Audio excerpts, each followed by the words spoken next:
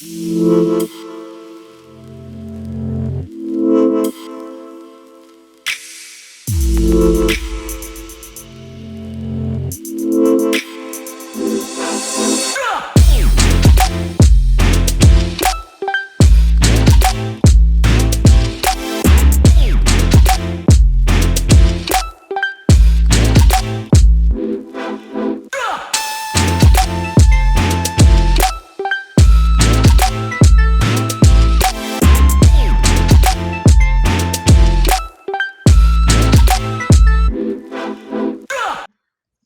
while we're waiting, that's what we can do. The Charlie's Angels, like, connecting. We can do that. Yeah. Welcome back. Welcome to the almost the last session in the first day of the Global Foresight Summit this year. It's been a very long day since this morning at almost 7:45. But it's been a very fun day also. So for this, just before the last one, we have John Sweeney. He's been already with us during the day in one session or two, I guess. I can't even remember. Only one. Yeah, you're going to be tomorrow too.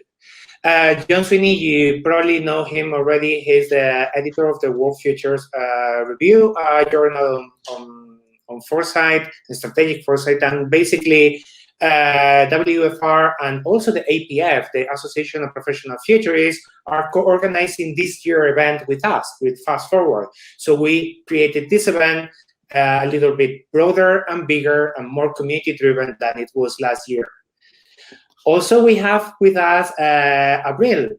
I believe that she's from Mexico, and she's part of the Global Swarm. She's working in the Centro design in Mexico City. Sorry, she's not working in there. She has a design background in designing tomorrow at Centro in Mexico City. Say again, sorry? I'm also a professor in Centro. Oh, so now you are doing both of them. So, and she's a curious mind, and she's acting in words of the of John as the perfect cross-pollinator and the chief pollinator of the Participatory Futures Global Swarm. And today, they are both going to be talking about participatory futures. So, guys, I leave this on your side. When you tell me, I just switch on the screen and put the presentation on your side after you present. Okay? Awesome. Thank you. Thank you so much. All right, we're ready to go. We're ready to go. So can you see my screen? I think it's there. Perfect. Yeah, it's perfect. Awesome. So welcome, everyone. Thank you for joining us. My name is Abril, as Miguel already mentioned, and I'm Chief Pollinator of the Participatory Future Global Swarm. And John, would you like to introduce yourself? Yeah, hi, everyone. My name is John Sweeney. I'm one of the co-founders of the Participatory Futures Global Swarm. As Miguel mentioned, I'm also the co-editor of World Futures Review, co-founder of another group, really excited to launch that really soon, called Super Fluid Futures, and definitely stoked to share and talk a little bit about the work that the Swarm has been doing on participatory futures. Thank you. And well, I'm also a technical editor. Just to say a little bit more about me, I'm also a technical editor at the Journal of Future Studies and a professor at Centro, and have a specialty from designing tomorrow from there as well. And well, let's start. So the Participatory Futures Global Swarm, we are a geographically, culturally, and professional diverse collective of researchers, futurists, and practitioners. And we are working to enable better futures for all. These pictures are from the original core group, and as John mentioned, he's one of the founders. But during the past year, we have been growing up and to almost 300 plus members in our community that we are going to talk about a little bit later. But first, what is participatory futures?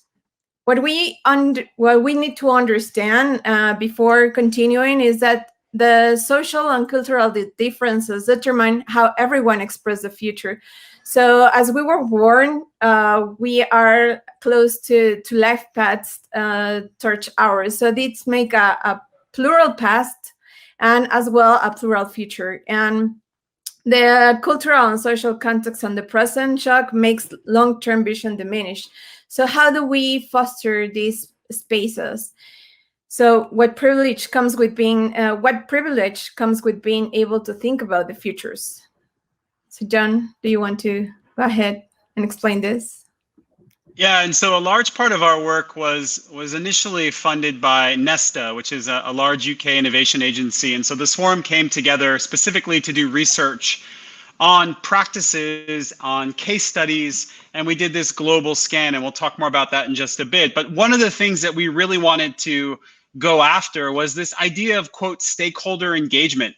So of course, organizations, governments, all kinds of different groups want to talk to people because in many instances they have to. It's a requirement of funding, or it's a statutory requirement in relation to, let's say, government legislation. But what we realize is the whole idea of engaging people and helping people think about the future, of working with citizens and activating collective intelligence and imagination has clearly undergone and has facing it a variety of risks and threats. So a large part of our work was also identifying these 21st century challenges. We know that we're in a post-normal time, or a world that's VUCA or Bani or tuna, or of course we've seen the effects of COVID-19. So stakeholder engagement, certainly in the past few years, perhaps even longer, has really been walking into this trap of having to get better at confronting all of these different possibilities for what could lie ahead. Next slide, please. And so, from our perspective, we really see the Swarm as a space to help people think rigorously and critically about probable, possible, and preferred futures, and then really to enable informed action. And ultimately, we very much want to establish and support more people becoming futures literate. So drawing on the work and the thinking of UNESCO in trying to drive futures literacy as a capability for the 21st century. And then how can we really help communities leverage and tap into the collective intelligence that's out there? And of course, now we realize it's a critical time in an age of fake news and misinformation and disinformation, in a time, of course, of radical uncertainty. So how do we get better at leveraging best possible insights and bringing more people into the fold, not only so we can foster hope, but to really drive agency and a sense of ownership really at the community level to build better futures for all? And so when we think about what is participatory futures, we really see it as being at the intersection of future studies and public engagement. We don't talk about participatory futures as one thing, just like we don't talk about futures in the singular sense. We see it as a range of different approaches. We see it as something that is very much in relation to encouraging long-term thinking, but also encouraging anticipation for emergence. So how do, again, communities get a little bit better at trying to be not only ahead of the curve, but also more imaginative in how they're thinking about their future, and of course, the future as a force that actually has a lot of effect on the present. So it is about the future, but it's also about today. What actions are we taking to shape the future? What's the kind of future that we want? What are the images of the future that are affecting us and are dominant within society, and ultimately colonizing the future? And so how can we find better ways at having those conversations? Next slide. But far too often, as I've already mentioned, public engagement is just another requirement. It's a proverbial tick of the box. It's something that has to be done. It's something that is a real challenge. And of course, as we've seen also very recently with the pandemic, of course, lots of organizations, lots of governments weren't really prepared for the swift and sudden shift to digital. Of course, some did a really good job, but many were sort of trying to figure out how to communicate, how to connect with people, how to bring people together, and to do it in ways that were human, to do it in ways that were organic, to do it in ways that had emotion and feeling, and not have us all feel like we're stuck in this sort of Zoom box. Oh, sorry, we're not in a Zoom box, whatever box we're in, that we're having to struggle to figure out. And of course, there's amazing examples now, whether we're talking about deliberative citizen sort of assemblies, new spaces for communities to gather, but also based on lots of ancient wisdom traditions about how we share knowledge and information with each other. I think there's one big sort of elephant in the room. Next slide, please. And that's that, a lot of governments view citizen participation and engagement like this. They're terrified to jump in. They don't know where to jump in. They're a little bit worried of what they might hear because, of course, as we know, governments are struggling to be anticipatory. Governments are struggling to be forward-looking. So a large part of our work, of course, is focused on civil society and government, but it applies, we think, to lots of different organizations. Next slide, please. So really, there's this kind of big question, what does it start to look like if governments embraced participation rather than feeling paralyzed by it? And of course, participation isn't just one thing. There are many different forms of participation, and we have a report that we've produced where we outline some of these different possibilities for participation.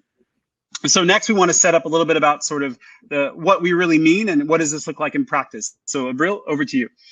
Yes, thank you. So what John is saying is how can participatory futures can help, and this will be engaging larger number of people in long-term thinking, and this will strengthen our democracy as well. As well of the availability to create coherences and consensus and converge on decisions. And how can we help to build trust in institutions, but not only institutions, but also in the communities itself. And as well, how do we engage citizens in new ways of thinking? How do we bring up art, embody, and experiential processes to tap this collective intelligence? And not just in a way that, okay, we are the experts, but how do we motivate them and to generate the better assumptions about the future? And also to become better and better informed in future citizens that can drive actually into behaviors and in the present to address the challenges that matter the most, that not necessarily to rely on an institution, but rely in a whole. So how can we design more inclusive, imaginative, and impactful participatory future engagements? That is our question, or that is our goal as the Participatory Futures Global Swarm. So everything starts with our futures report by the people for the people that John mentioned with Nesta. And what the Global Swarm worked on 2019 with Nesta was to find and document inspiring futures work. There are over 300 examples on participatory futures around the world, and actually there are some that are still missing. Actually, in one of the conference, Carla Paniagua from Mexico City, she's going to also talk about this kind of projects. And so how all over the world it's happening, this kind of engagements around thinking about the future and engaging citizenship. So during this research that was made on 2019 for this report, we identified 5 different approaches. So there are the play approach, immerse approach, the sense, create, and deliberate. And John will talk a little bit about more what does these approaches mean and what do we identify in this report. Thanks, Abril. And to give a little bit more context as well, when we were looking at all these cases, what we realized is that almost naturally they fit into these sort of 5 categories. And so these categories really emerged out of the kind of scanning that we had done, the cases we found, and sort of as we were looking to kind of situate them and bring some context to it, these categories we thought were useful for thinking through. Of course, there are an infinite number of approaches, but they seem to kind of cluster around these 5 sort of more generic approaches. And so the first is one that I've spent a lot of time using in my own work, using play as a modality to engage people in thinking about the future. Of course, it's about leveraging amusement and fun, but there's been a variety of serious games. We had a great session earlier on transformative and serious games. And of course, the whole point of bringing games is to be able to create different spaces, to be able to not have people just talk about uncertainty, but to feel it and to be able to actually use anticipation when thinking about the future. And so the example here is a game that I had the opportunity to work on a number of years ago, the Joint Research Center at the European Commission's Scenario Exploration System. They've now used it for a bunch of different projects. It's helping to shape policy at the EU level. And it's been a really fantastic project to see them really transform how they actually do futures work, but also how to bring this idea of play into the policy development process. Another example, another approach that is, of course, dramatically increased in recent years is the idea of immersion. So immersion in the sense of like a live action role play, or even a little bit of like guerrilla or street theater. But of course, there is also, now we have a variety of virtual environments, whether we're talking about VR or AR, sort of hybrid models. The example here is a phenomenal project that was put together a number of years ago by a futurist based in Canada, Trevor Haldenby. And it was this fictional biotechnology company. And of course, as you might imagine, things go awry and there's a protest and there's all kinds of questions that arise. And so the whole point of using this approach is to be able to immerse people into not just having futures be an intellectual exercise, but to have an embodied experience. So rather than just talking about the ethical dilemmas, you get to confront them. And so immersion is a really powerful way to help people participate in thinking about the futures of different challenges, but also having a sense of agency in responding to these challenges. And another example that we thought was really good and powerful to include, of course, was sense making. Of course, a lot of examples in futures work are how do we understand seeds of the future in the present? How do we make sense of trends and emerging issues? How do we then model, possible alternative futures or scenarios? And so the idea of sense making, or allowing communities to come together to leverage collective intelligence to really tap into this idea of the wisdom of the crowd and getting multiple people to scan, sense, and explore, even forecast the future, is something that's become, of course, much more dynamic and needed in recent years. So this is a great project called the Seeds of the Good Anthropocenes. Two things to note here, of course, is the Anthropocene is very much this term for this climate change future that we're facing. And of course, the idea is that humans have altered the environment so much that we're not just in this Holocene as a geologic era, but now we're entering a space where humans have actually changed the global environment and are at a geologic scale. But if you notice, it's plural. So the idea is it's not just one Anthropocene, but many, and it's about a good Anthropocene. And what are the seeds of that good future? And so this is a phenomenal project that actually did some sense making, exploring, and mapped those little seeds of bringing about a good future. Again, where we know climate change is going to have a dramatic impact and effect and look very different in different places. But who are the people and where are the communities on the front lines trying to make that future as good as possible? Another example that, of course, has become extremely popular is create. So using artifacts, using objects, and not just having people engage with ones that are pre-created, but actually having people create them and share them. And so, they can have different levels of fidelity. They can be very rough cut, almost like prototype stage, or you can have something that is at sort of production level. But of course, as we know, engaging with something in a physical way, just like with immersion, allows people to have a different sense of ownership over the process. So this was a project that was done in the UK with the BBC. It was a bit of a bazaar where people brought items from their home. This was run by the futurist Stuart Candy, and people really were then trying to create and initiate this whole idea of seeing the future through objects. And so the idea of creating the future, making it tangible, of course, is something that has become much more popular and much more dynamic in recent years. And Abril's going to talk about the last one, deliberate. Yes, and the part of the delivery, the digital technologies in particular are offering new ways to enable diverse citizens to interact. But how do we bring this hybridity or this on live space, because we are always connected, but there are always people that are not 100% online. So there is a project that I particularly like because it's from Mexico, and it was a project from Laboratorio para la Ciudad. It was a place where people can engage and think about the future. And one of the most important cases that they built at the time is in 2016. They start to engage with people to build the Mexico City Constitution. And what they did is to open physical spaces and as well as digital spaces to engage with people and to think about what was the need and how they can build a constitution for the city. And they collaborate as well with change.org. So people, like, for example, you can submit your case to change.org, and if it was selected at the end, then it became part of the constitution. And as well, they work with the MIT, and they involve a lot of organization and as well as citizens. They invite a lot of writers from Mexico City to actually write the Constitution. And this was a project that started in 2016. And for 2018, there was a reality.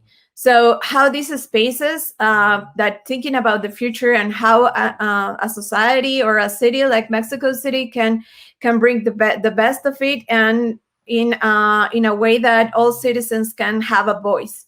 And the amazing part is that the Constitution, it actually came in bigger in 2018.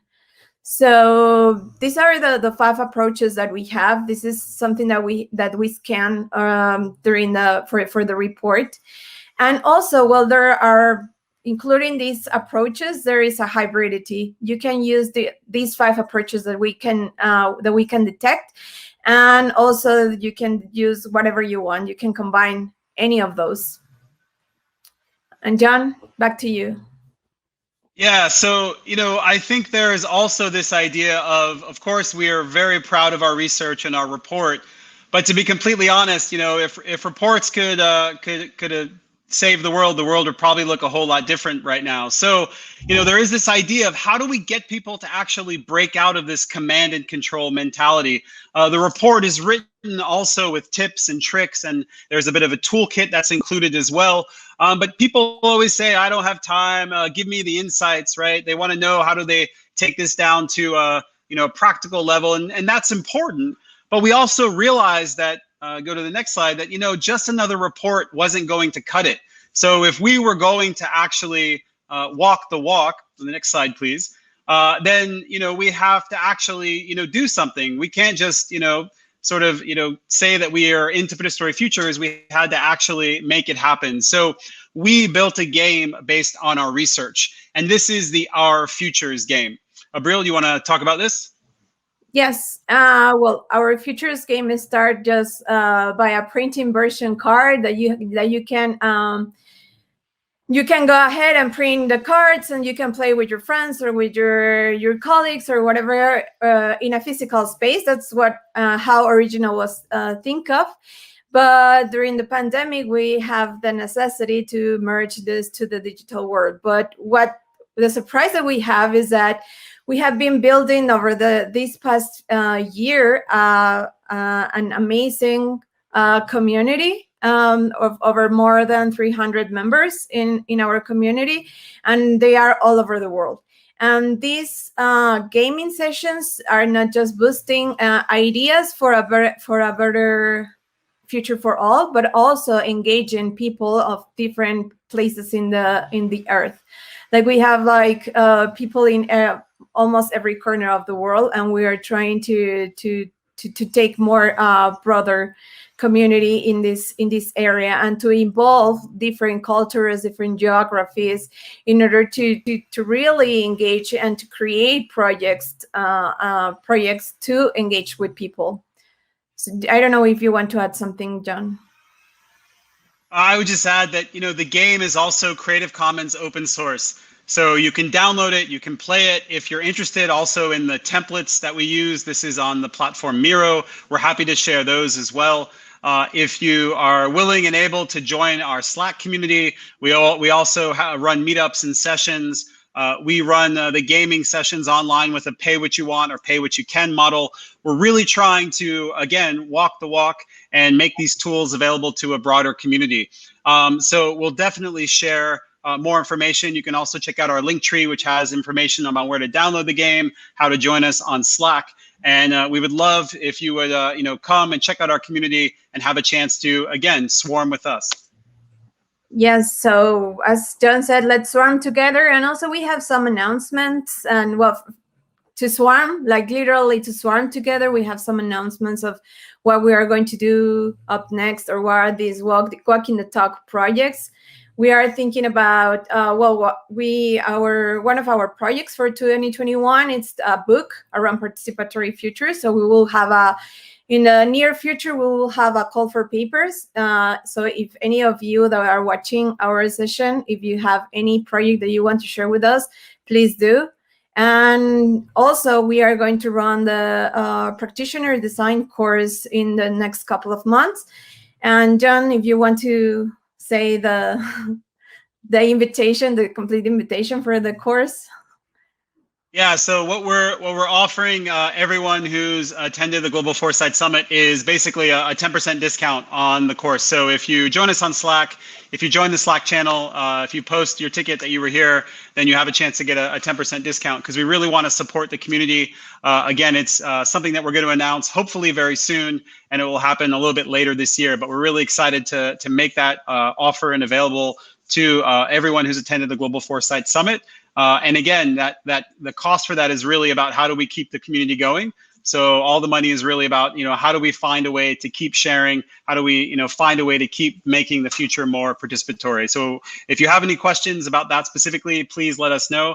Otherwise, I see some questions have come into the chat, and we would love to open it up and have a chance to take more of your questions. So let's see, what was the first question? Okay, so some questions about participatory foresight in Latin America. I see we've got some good responses here. There's been lots of awesome work done all across Latin America. There's a long history of futures and foresight work, of course, across Latin America, with the World Future Studies Federation having a very large group, very involved and engaged for a number of years. And of course, new movements happening as well, new programs of study, but also new organizations jumping in. And let's see, there's a question here. Is creating the future the same idea as artifacts from the future? Maybe Abril, you want to take that one? Yes. Well, the artifacts from the future is just like just to take a taste of the future. But what we are trying to do, or the approach of our artifact of the future, is how do we engage in conversation, not just to say like this is the future, but what are your ideas of the future and how we can get these collective ideas. So it's like, the tool, it's the artifact, but what we are trying to do is to engage or to pull up all these collective ideas from the future. And I see another question there from Prashant. But what if paradigms, or what if paradigm breakthroughs let us embrace post-materialism mindsets, allowing us to morph into these resonant archetypes? I think I understand what the question is asking, but I want to kind of, turn the question around a little bit. It's how do we allow more people to engage in the process of thinking about a post-materialism mindset? How do we allow more people to think about these challenges? And we think that actually finding better and more dynamic ways of increasing participation in these types of experience and processes is the best way to do that. And if we are going to have a significant, paradigmatic shift or a breakthrough at a societal or a civilizational, or even at a species or trans or cross-species level, then fundamentally we need people to feel a sense of agency, a sense of hope, a sense of connectedness. And that's where we think that the participatory methods and approaches do hold a lot of value. Yes, and also to go back to the part of Latin America, it's like, because I'm seeing here a lot of things, a lot of people talking about Latin America. So I think that there's happening something that we are rising like some sort of way, and we are having a real voice around that. There is a lot of stuff happening in Brazil. Actually, one of our members, it's from Brazil. Core member, it's from Brazil. So, and in the open source map that we also have in the Linktree link, you can find all those projects that are happening in Brazil as well. In Mexico City, the one example was from Laboratorio para la Ciudad, but also, for example, in Centro, they have a game called Tenqua, and actually Carla will talk about that in this summit. So yeah, it's happening in all over the world. Like, I think that it's a necessary common within the world. And the best that we are having right now is that our community is not just the Western community, but it's also a broader community. And that's the most important thing to mention. And as you can see in the picture at the beginning, all of us are from different places. Like from Mexico, Jose is in Australia, that he had a talk earlier today. John, that right now he's in Belarus, and Pupul, that she's from India. So we have a lot of members around the world trying to foster these spaces and to actually contextualize and socialize in the specific area and space, because it's not the same talking about the US or Europe or than talking any other place in Latin America context. Yeah, and in relation to context, there's a really interesting question here. So Agustina is asking, do you have experience in these types of participatory futures projects with vulnerable communities? And I think that when we looked at the case studies, but also thinking of our own work, so for example, I spent a number of years working and still have projects occasionally with the United Nations, also working with groups like humanitarian agencies like Red Cross, Red Crescent. So a lot of my work has been in that particular space. I have a large project ongoing now that's working with local peace builders from all around the world, and we're using participatory approaches, also very design-driven approaches as well. And so I think the answer is yes, there are a lot of examples of vulnerable communities applying and using these tools. And one thing I want to mention is that, a lot of communities are using these tools, of course, to confront not just the challenges of the future, but to really deal with very near-term crises. So, trying to find ways of navigating changes and try to initiate, again, a broader sense of connectedness. So we're hoping that the book project is a way to highlight more cases than were included in the report, and also to be able to, bring to light some of these stories. Because one of the things, of course, we're always asked is, well, show me the evidence, show the cases, right? How does this work? What does this do? And it's out there. And of course, we're trying to then bring that back into the community. And of course, as we were doing our research, it was about going beyond just what's available in English, right? It's not about just sticking to the, the global north or sticking to a certain privileged perspective. How do we bring the global diverse voices into this and really try to have a conversation about possibilities for the future, and really try to make participation front and center, and conversations about participation front and center, rather than just relying on the classic workshop model, or saying at the end, okay, now we've done this, now let's communicate and broadcast. No, let's make participation core. Let's have a conversation first about how we really challenge ourselves to be dynamically participatory in ways that stretch our comfort level, that get us out of feeling like we know what we're doing and we feel fully 100% confident, but really to try to have a practice that is about meeting the needs not only of communities today, but also helping those communities meet the needs of the future. And just to sum up on what John is saying, but not particularly, that we have a lot of people like very interested in addressing challenges in the near future. For example, we did last month a gaming session in order to help India crisis. And this was like, hey, let's do it. How do we help in the present? How do we do something right now to help people? And that it could be like this space to help, and also that we can bring our knowledge and experience for any enthusiast or practitioner on futures field. So I think that kind of events also help to engage with different approaches to people. And Sarah has a great question. What's your favorite futures toolkit framework model for workshops that results in really tangible and actionable outcomes? Abril, you want to jump in on this one first? Go ahead, John. I will let that to you. I was totally hoping you were going to go. So while I thought of an answer. Okay. All right. Here I go. So I'll say in my own practice, I came out of the University of Hawaii Futures program. So I, often fall back onto a variety of approaches that come out of that broader community. So using the Manoa School archetypal futures, using the work of folks like, Sohail and Ayatollah, using narrative foresight, CLA.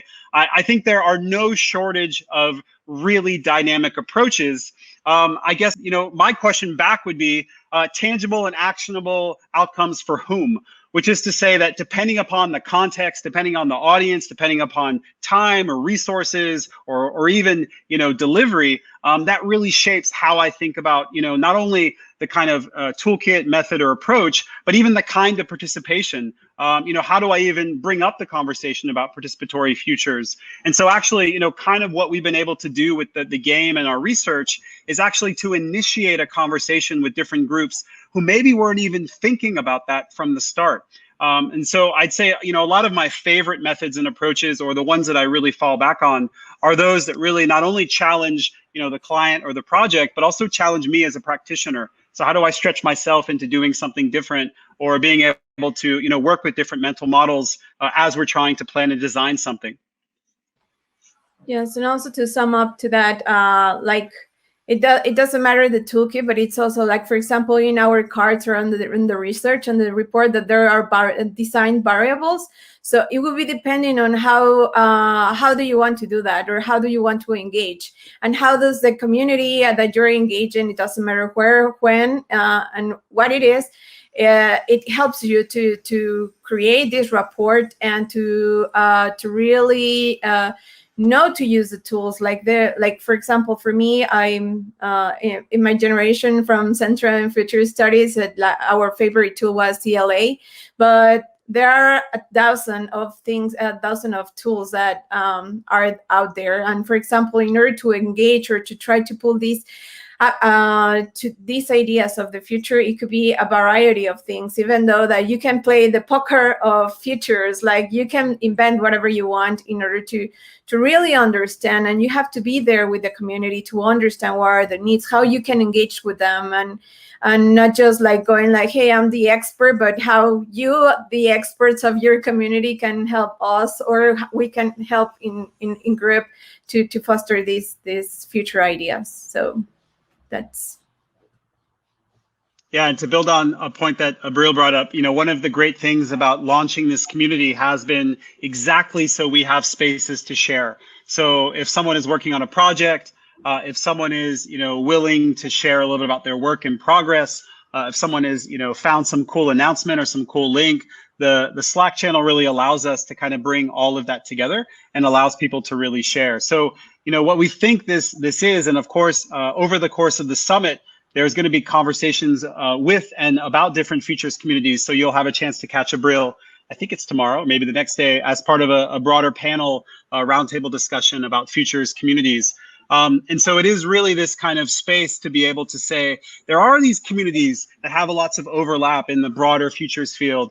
And of course, even the summit itself is this product of wanting to tap into and create this conversation with a global community. So I think it's a really exciting time because, of course, with what we've seen in the last year, lots of people are finally feeling a bit awakened to the fact that we have to take action. We have to be more forward-looking. We have to find ways of doing a better job, because it seems that we're living in a time of pretty dynamic uncertainty where we have to somehow get better. Okay, let's see. There's another point here. Can we write names in? Yes, we can. We can definitely share some resources, and so we'll make sure we put down here or here on YouTube some of that stuff for everyone. And I see Miguel's joined us. Hey, Miguel. Yes, we have 5 more minutes, and the session you were talking about the community space and how to make all these communities together, I think that is happening on the last day, on Thursday, at around this time, the same time you started today, but if I remember right, it's 2 slots, so it's almost 2 hours, just on how to connect the communities, connecting people. So it's like a meta community or meta conversation about the conversation. So it's going to be pretty interesting, and also the people that is going to be there, we will announce them tomorrow. You'll know a little bit of the names that are in that round table, and it's going to be pretty interesting. So, Abril, John, it's been really nice. I knew the Global Swarm when you were like 8 people. Now you're like 300. So that is like a huge family. Yes, and we are trying to add more. So please join our community, and we are having like amazing surprises in the next couple of months. We will do, and everyone can join. Just share the Slack. If you send it to us, we send it to all the emails of the people, and we can just put it in anywhere you want. So we are going to close the session, and we are going to open the last one. I was looking at this super funny world map with the daylight, and where in the world is daylight actually at this moment, and basically it's just going into the Americas. Yeah. We've seen the sun setting in Belarus. Here in Spain, it's setting already, and it's probably noon in Latin America right now. So yeah, 2 p.m. yeah, so it's perfect. So we're going with the last session with Richard Lamb. So everyone, just keep on the same page, and it will load automatically. John, Abril, thank you very much. Thank you. Thanks, everyone. Thank you, everyone. Bye. Bye.